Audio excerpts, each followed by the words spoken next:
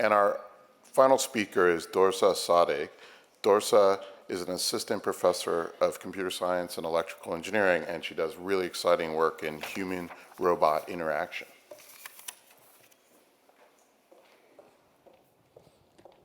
All right, thanks for the introduction. So I'm Dorsa, and my research is about algorithm design for autonomous systems that safely and reliably interact with people. So when we think about interaction, the first thing that you might remember is human-human interactions. Humans are really good at this, right? They come into each other's spaces, they work with each other and collaborate with each other on complicated manipulation tasks. And the dream is really to do this, right? The dream is to have robots easily come into our spaces and collaborate with us and infer what we're going to do next and easily work with us. And this is not just about cooking. So if you think about a lot of robotic systems, they're leaving the factory floors and coming into our everyday lives. And we see examples of that in service robotics or controlling drones from the ground or robotic surgery, or even when you think about autonomous cars, they're basically just robots that interact with people, human-driven cars or pedestrians. So these are not really the robots that I see in my everyday life. The robots that I encounter in my everyday life kind of look like this. So I live in San Francisco, and there's this coffee shop in SF called Cafe X. And basically, there's a coffee machine in the back that does all the brewing and making up the coffee. And basically, the only thing that the robot does is it picks up the coffee and puts it on the right platform. And the interface between the person and the coffee machine is through the screen. So at the end of the day, the robot is living in its own glass, and the human is living in his own. And if you think about it, this robot is not really interactive. So a good question to ask is, well, why is it that we don't have interactive robots in our everyday lives? Well, I'd like to argue that one of the main reasons is that modeling humans properly is significantly difficult. So proper representations of humans can be really important when we build interactive robots that need to collaborate with people and adapt to people. So one idea is, maybe if I can get demonstrations from people, if I can get people to teach robots how to do a task, like pick up an object, I can use those demonstrations to learn something, maybe a representation of how a robot should do a task. Maybe a reward function or a policy. We decided to do this. We defined a task. Here is our robot. Our robot wants to reach the goal. At the same time, it wants to avoid hitting the obstacle, so the box here, and it wants to keep its arm low.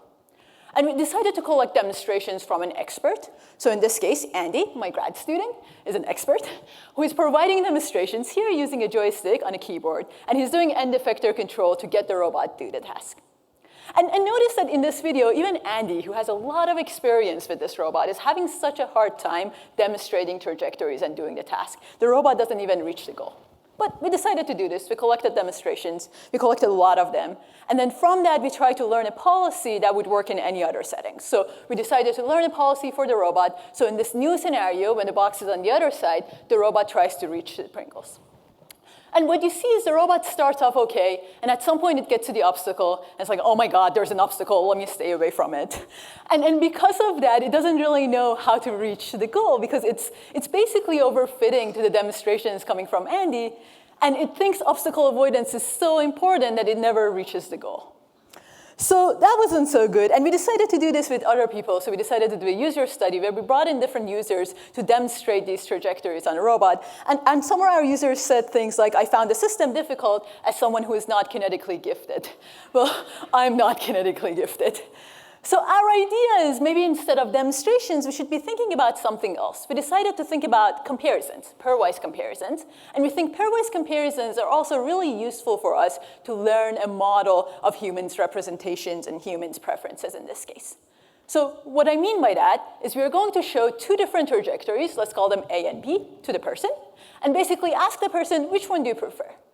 And the human's response is giving us a lot of information about this preference and the specific desired reward function that's in the person's head. And the interesting algorithmic question to ask here is, what is an interesting sequence, and informative and diverse sequence of questions I can be asking my user to quickly learn a good model of his preferences? We decided to do this, and I'm just going to show some results here. So on the left, you see the demonstrations policy. This is actually what you have already seen from Andy's demonstrations. And then on the right, you see the policy that comes from our algorithm.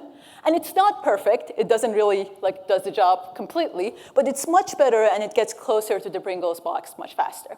And notice that this is, in this case, we're getting very limited data, and we're using these simple comparison queries to learn this model.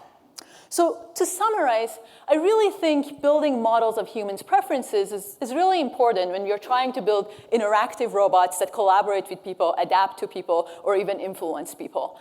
And further, when we think about these interactions between humans and robots, I think we should be thinking about those in scale. So how are these interactions between humans and robots are going to affect our societal objectives or global objectives for our society? And I just want to end with this one picture. We have been promised a world where we have autonomous systems seamlessly and easily interact with us. And we're really not there yet. But I'm confident with building tools and algorithms for human-robot interaction, we can get closer to that. Thank you.